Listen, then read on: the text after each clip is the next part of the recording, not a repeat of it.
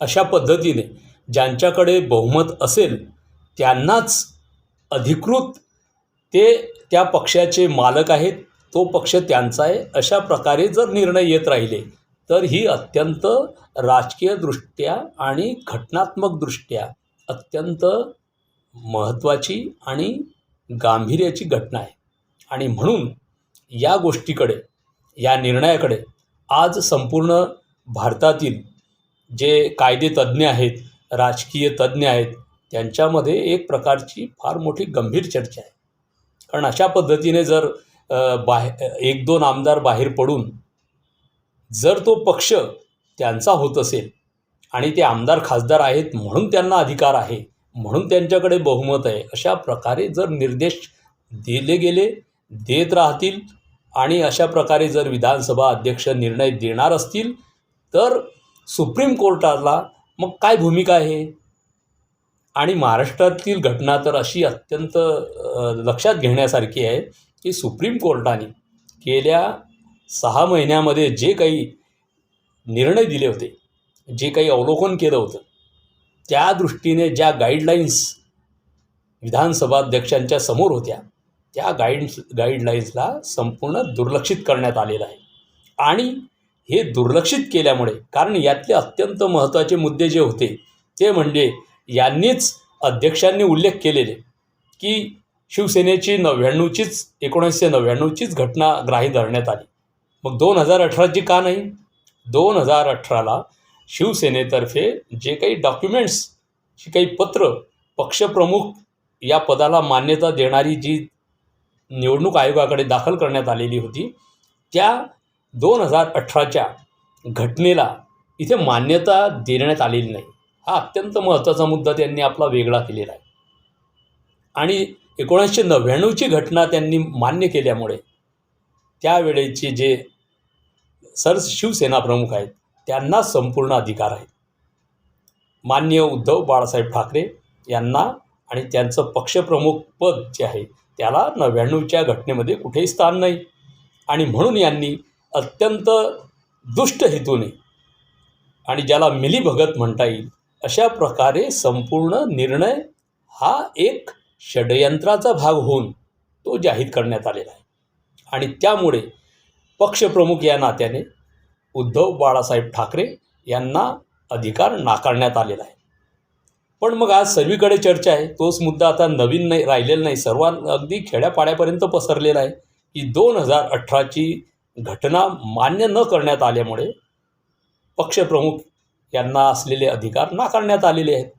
मग हे नाकारण्यात आलेले अधिकार 2018चे या घटनेचे, तर मग माननीय उद्धव बाळासाहेब ठाकरे हे पक्षप्रमुख या नात्याने जे AB फॉर्म, मग ते शिंदेना असेल आणि इतर सर्व शिवसेनेचे जे आमदार म्हणून निवडून आले त्यांना सर्वांनाच AB फॉर्म हे पक्षप्रमुख या नात्याने दिलेले आहेत. आणि ते आजही त्याच पक्षप्रमुख या नात्याने दिलेल्या AB फॉर्मवर आमदार म्हणून, मंत्री म्हणून, मुख्यमंत्री म्हणून काम बघत आहेत.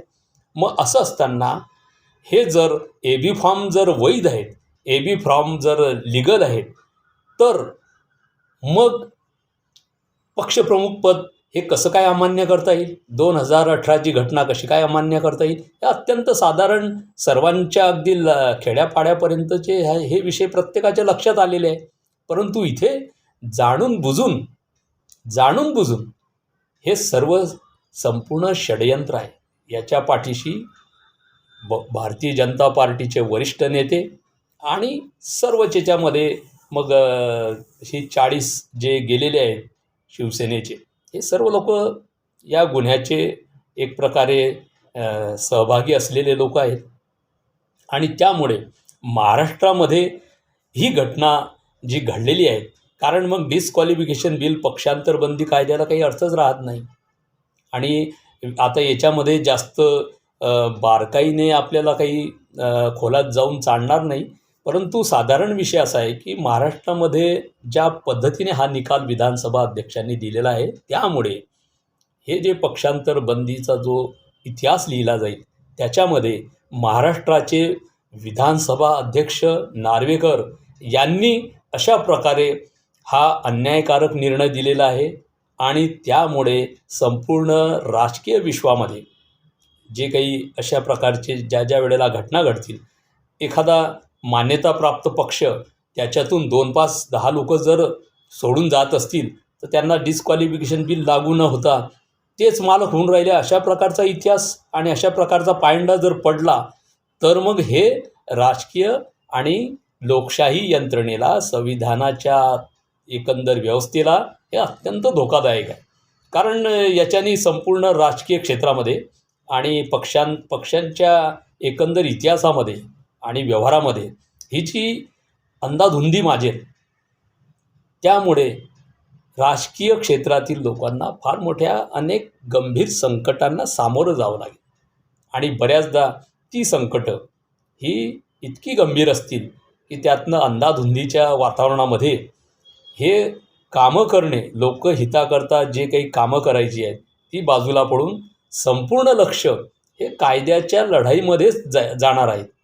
आताच बघा की हे सातत्यानं अन्याय करीत राहिल्यामुळे शिवसेनेच्या आमच्या पक्षप्रमुखांना आणि एकंदर नेत्यांना पुन्हा सुप्रीम कोर्टात जावं लागतं आहे. मग ही लढाई पुन्हा सुप्रीम कोर्टात जाईल.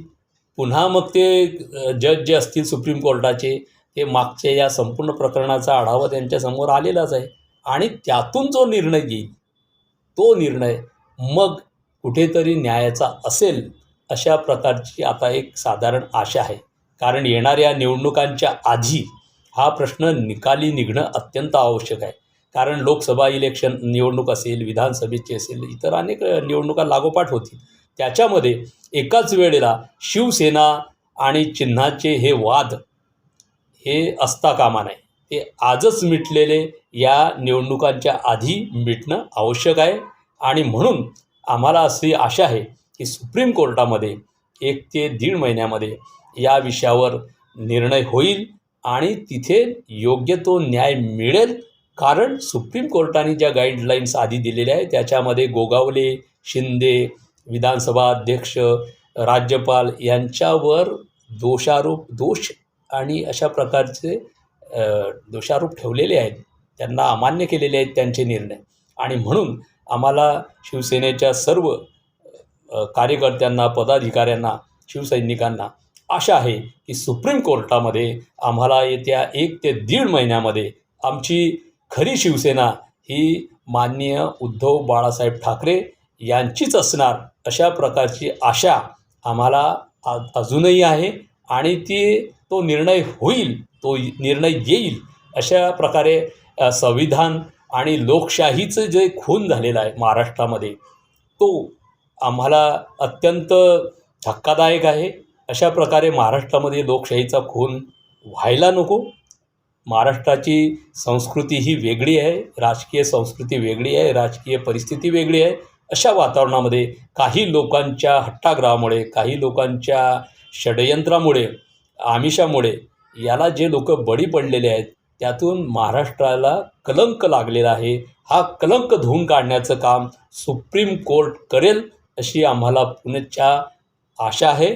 आणि म्हणून आम्ही त्या दृष्टीने नवीन कामाला पुन्हा उत्साहाने काम करणार आहोत. शिवसेना ही वाढणार. शिवसेना लोकांची आहे, शिवसेना ही महाराष्ट्राची आहे. आणि पुन्हा शिवसेनेचे चांगले दिवस, सत्तेचे दिवस आणि लोकांच्या आग्रहाने बहुमताकडे जाणारा हा पक्ष आहे, तो पुन्हा ताठ मानेनं काम करेल अशा प्रकारची आम्हाला सर्वांना आशा आहे. जय हिंद, जय महाराष्ट्र.